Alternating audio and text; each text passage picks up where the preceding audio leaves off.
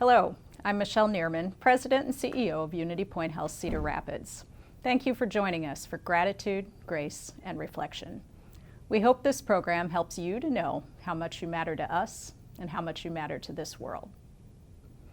You know, to use an overused phrase, it has truly been an unprecedented year.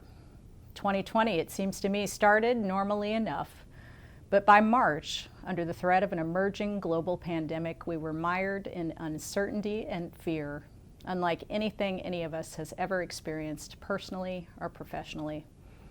Together, though, we worked our way through it. We readied, we prepared, we took care of patients who were scared, we took care of patients who were very ill, and we did so well. Along the way, there were great successes, so many examples of adaptability and teamwork that saved lives and served this community. Along the way, though, there were also many difficulties and many hardships, and those continue. From family reunions to football games, we missed so much. From being furloughed to being asked to work extra again and again, we sacrificed so much. From the strain of having our lives turned upside down to the grief that comes with loss, we're tired. And yet we're still here together, still caring for our patients and our families, still caring genuinely and deeply for one another. And for that, our gratitude for you knows no bounds. We're here with this program to offer that gratitude, to extend our wish that you'll give yourself and others grace, to reflect on the great difference that you have made for patients and for one another, and to share our wish for a brighter tomorrow, for joy even. I hope you'll enjoy this program, and we'll start by hearing your stories in your own words. The patients that get sick are very sick for a very long time. When they get past a certain point, they need a lot of care and they require it for a long time.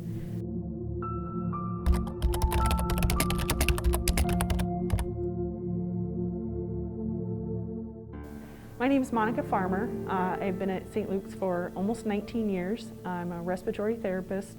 We've learned a lot over the last few months about the trajectory of the patient's care and what we need to do. And it's changed a lot in just a few months, but we're definitely seeing a lot of very, very sick patients that are needing a lot of intensive care for a very long time. They're kind of seeing after a few days, if days 4 to 5, 6, 7, you're not feeling better, then you're most likely going to need some sort of hospital care. You're getting past that and you're needing higher levels of oxygen, then you tend to need even more intensive care, which extends out that hospital stay and the amount of extra work and extra care that you need. And a lot more need just high flow oxygen to help overcome their work of breathing, self-proning to be able to alleviate some of the work of the lungs during the initial periods of sickness, as well as once you get to a vent, then they're needing to be proned for up to 16 hours a day for multiple days in a row to help just alleviate as much of the work as we can to let them heal as well as not continue to be damaged. We've used a lot of nitric oxide, which is something we've used in the past, but not to this level. The amount of machines that we've used in recent weeks even has increased immensely. The biggest thing for me, especially personally, is the anxiety of just wanting to come in and do the best you can every day, not knowing what patient's gonna turn for the worse and which ones are gonna do okay. It doesn't seem to be any hard and fast rule about what patients do poorly and what patients do really well, so that's really hard. We're away from our families a lot right now, so trying to work the extra hours, help out your teammates and these patients, and that's why we do it, but it's very difficult sometimes, and it's emotionally draining. You work really hard with these patients for weeks and weeks, and we can't always help them. I hold hands. They might be a sedated patient, but I still talk to them, and when families do call, we try and connect with them as much as we can, and I relay the messages to patients. Like I said, I always talk to them. Whether or not they can hear me is, beyond me, but it helps me feel better, and I hope that it makes a difference to the patients and their families as well, knowing that, you know, we're doing our best to be another person's family member too. We're all here for the right reasons. You know, we're all here to take care of patients, and we're doing the best we can, and, you know, the graces that we're afforded by people and our coworkers is always important, and understanding of where you're at and emotionally and just physically. You know, a lot of people are tired and a lot of people are struggling just as much as the next guy, but we as healthcare providers are not always good at asking for help and making sure that we're caring for each other. You just never know what somebody's going through, so a kind word and gesture means the world sometimes.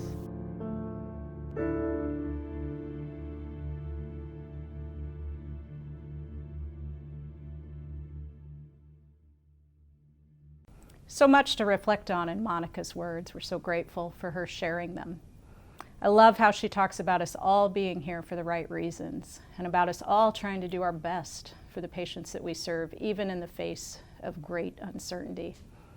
She also notes that it's really difficult for healthcare workers to ask for help for themselves, and that's a big reason for our program.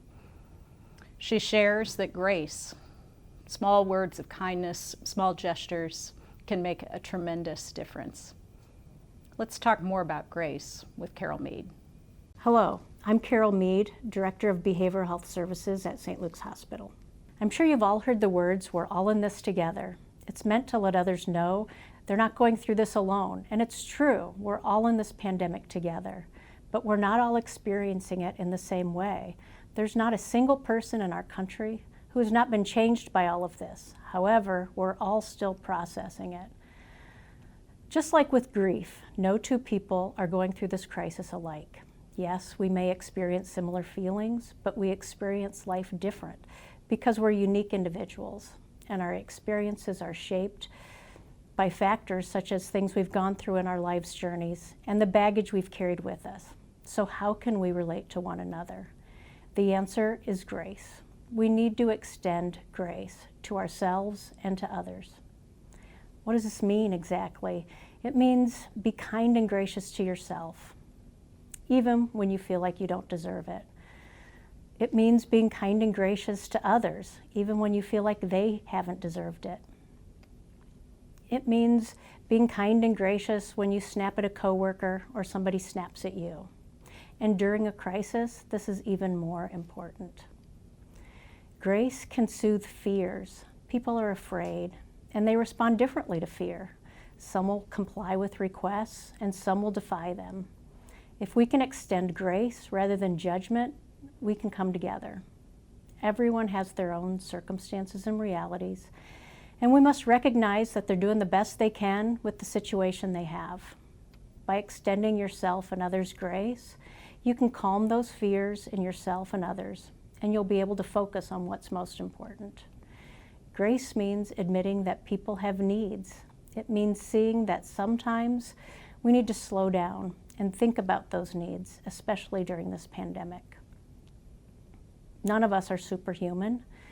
We also can't compare ourselves to others. We just need to do the best we can, but also know that some days that might not be much more than getting out of bed or taking a shower.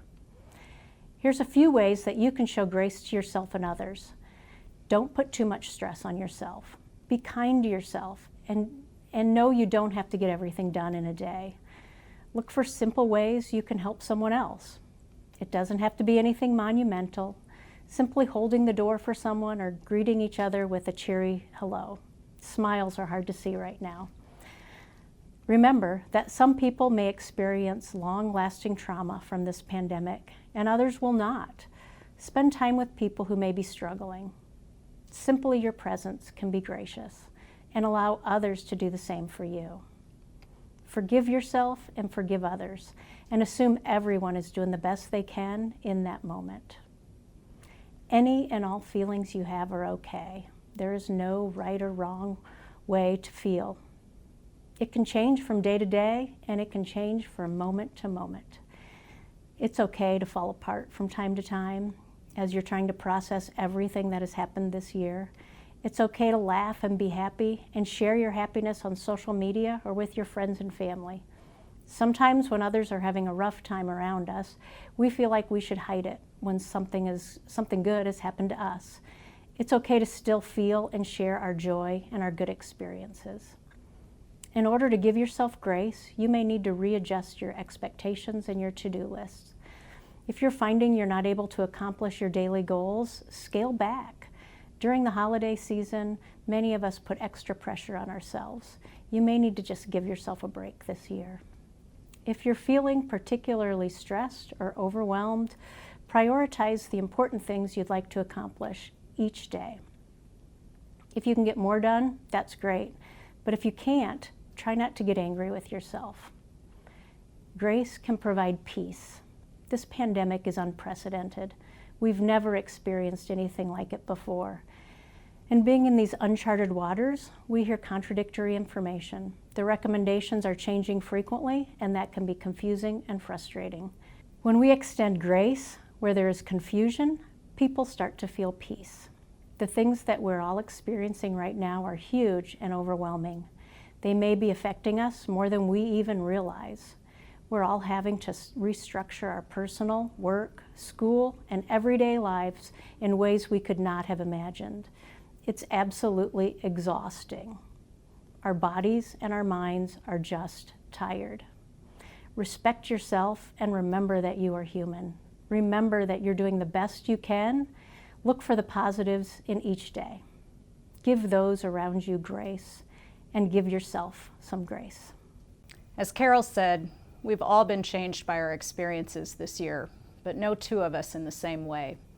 And while none of us can ever fully know or understand another's experience, all of us can choose to extend grace, to be kind, and to find simple ways to help other people. That kindness, that grace, will never be forgotten. Let's listen more to your stories. The amount of compassion I've seen in people I will never forget that.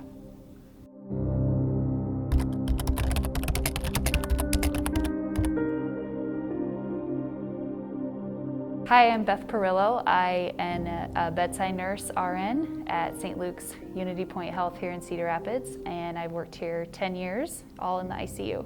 We are seeing patients mostly that come down either on a ventilator from an outside hospital or from the floor that they've been on for a week or so, coming down to us sick and needing to get the ventilator put in. So most of our patients are sedated, not awake, many medications to keep them compliant with the ventilator.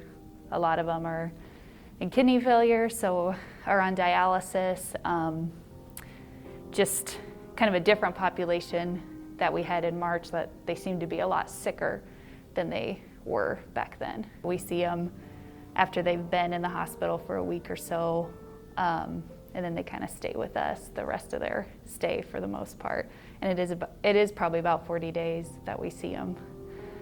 Rarely do we see somebody get off a ventilator anymore.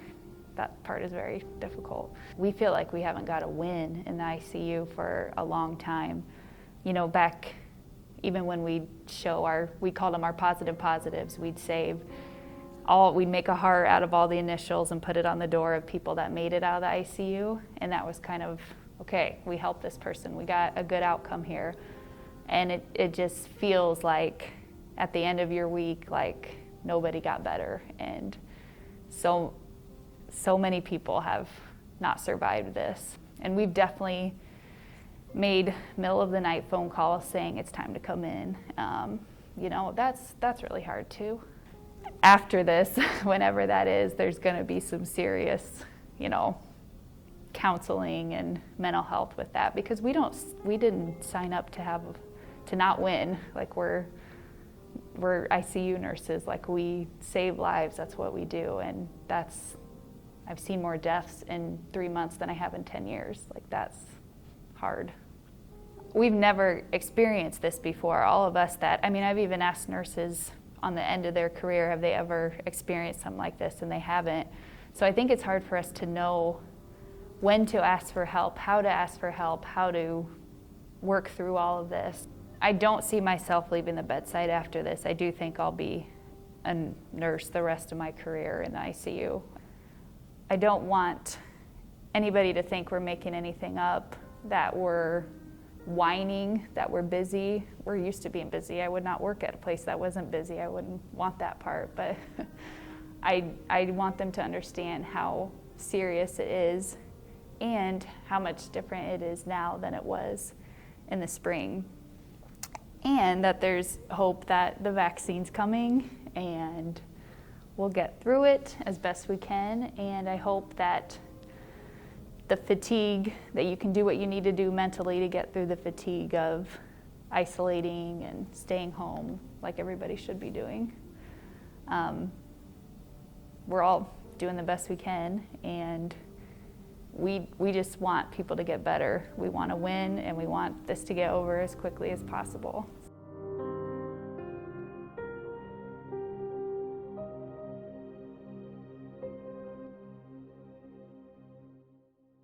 Everything Beth has to say draws you in, doesn't it? From her opening comment that she's seen compassion that she will never, ever forget, to her observation that it's been hard lately, that it feels like there haven't been very many wins, and it's hard to take that in and know how to process it. She's right, it is. Whether your struggle has been at home or at work, at both, it's difficult to understand it, to make sense of it all. And that's where reflection comes in. Now, with some words on reflection and on the promise of hope, we have Wyatt Daggett. Hello, my name is Wyatt Daggett, and I'm a chaplain in the spiritual care department here at St. Luke's. I don't know about you, but to me this past year has both felt like an eternity, and in some ways it's been a blur. As I look back, it all just kind of runs together. I think we've been so busy just trying to get by that sometimes we haven't always had a lot of time to think about what's happened and what it all means. But as we near the end of this year, it seems like an appropriate time to look back and reflect on what we've been through. These past months, we faced a global, historic crisis. None of us knew how it would go or how bad things might get, but together we held the line. We made plans, we altered schedules, we adjusted budgets and put restrictions in place. Maybe we didn't always do exactly the right thing, but we did the best we could with the information that we had at the time. We sacrificed and worked hard under an incredible amount of pressure. Day after day, you stepped up and did what needed to be done. And you still are. We know this thing isn't over yet. The question of the moment is, what has all that work meant? I'm reminded of an old story about a man who went walking on a beach early one morning. The man noticed a boy picking something up and gently throwing it into the ocean. Approaching the boy, he asked, "What are you doing?" The boy replied, "I'm throwing starfish back into the ocean. The sun is up, the tide is going out. If I don't throw them back, they'll die." "Son," the man said, "don't you realize there are miles and miles of beach and hundreds of starfish? What you're doing is pointless. It won't really make a difference." After listening politely, the boy bent down, picked up another starfish, and then he threw it back into the surf. And smiling, he said, "It made a difference to that one." This year, we fought against the tide of this virus as it's ebbed and flowed. And there have been times when it seemed overwhelming. But one thing I hope you never doubt is that you made a difference. You did. Every person that you've cared for has mattered. Your hard work and dedication have helped many, many people walk out of this hospital.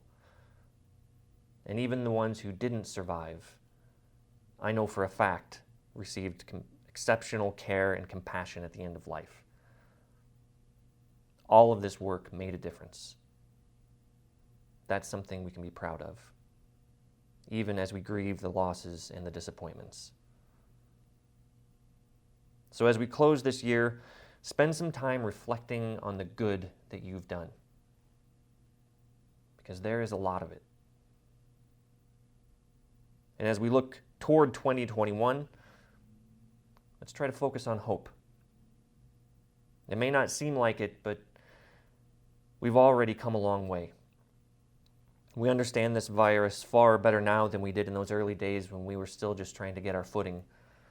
And of course, now we hear that there is a vaccine on the way any day now. These are hopeful things, to be sure. But the thing that gives me the most hope is you.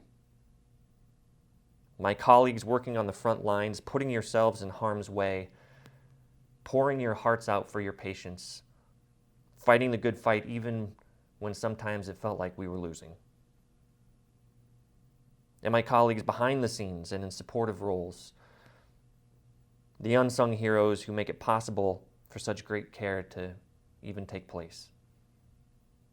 All of you, your dedication, your compassion, your willingness to step up and do what needed to be done, that gives me hope. Together, we will beat this thing. There will be a time in the not-so-distant future when we can gather in groups again. We can hug our grandkids. We can go to concerts and travel, do all of the things that we've been missing. We just need to hold on. Let's end this year strong with a heartfelt good riddance to 2020 and cheers to the promise of a better year ahead.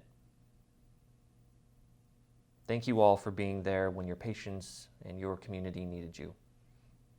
May you all have a joyful, wonderful, safe holiday season. If you remember only one thing from Wyatt's remarks, please remember this: you have made a difference. Thank you for being here for our patients, for our community, and for one another. We will forever be grateful, and we are together with you in hope. Thank you.